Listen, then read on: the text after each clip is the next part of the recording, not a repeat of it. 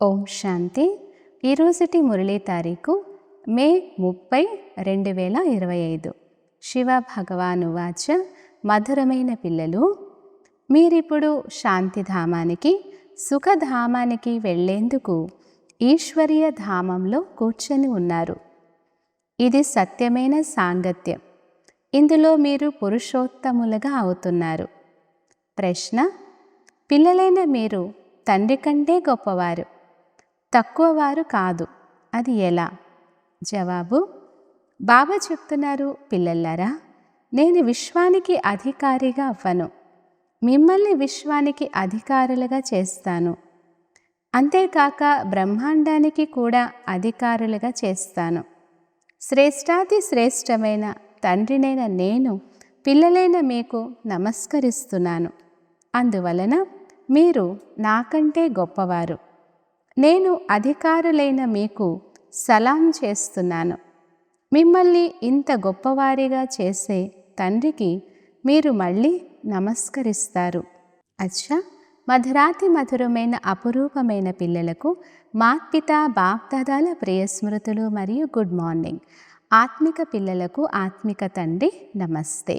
ధారణ కొరకు ముఖ్య సారం. మొదటి పాయింట్: మేము బ్రహ్మముఖ వంశావళి బ్రాహ్మణులం.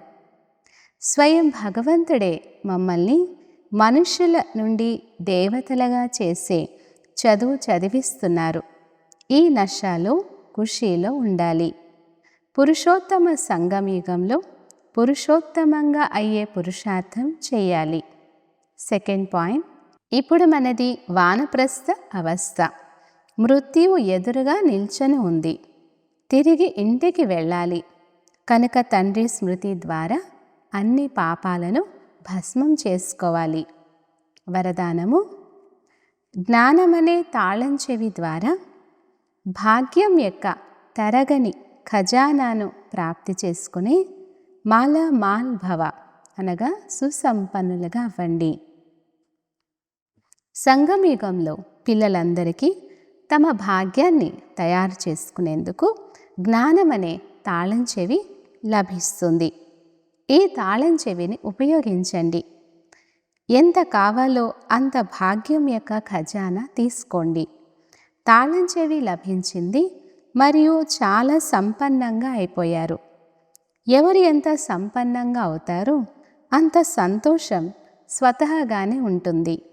సంతోషమనే ప్రవాహం తరగకుండా అవినాశిగా ప్రవహిస్తూనే ఉన్నట్లు అనుభవం అవుతుంది. వారు సర్వ ఖజానాలతో నిండుగా ప్రసన్నంగా కనిపిస్తారు. వారి వద్ద ఏ విధమైన అప్రాప్తి ఉండదు. స్లోగన్: తండ్రితో సంబంధం అనగా కనెక్షన్ మంచిగా ఉంచుకుంటే సర్వశక్తుల కరెంటు వస్తూ ఉంటుంది. అవ్యక్త సూచన: ఆత్మిక రాయల్టీ మరియు పవిత్రత పర్సనాలిటీని ధారణ చేయండి. ఎంత పవిత్రత ఉంటుందో అంత బ్రాహ్మణ జీవితం యొక్క పర్సనాలిటీ ఉంటుంది. ఒకవేళ పవిత్రత తక్కువగా ఉంటే పర్సనాలిటీ కూడా తక్కువగానే ఉంటుంది. ఈ పవిత్రత యొక్క పర్సనాలిటీ సేవలో కూడా సహజంగా సఫలతనిప్పిస్తుంది. అయితే ఒకవేళ ఒక్క వికారము అంశమాత్రమున్నా దాని ఇతర సాథీలు కూడా దానితో పాటు తప్పకుండా ఉంటాయి.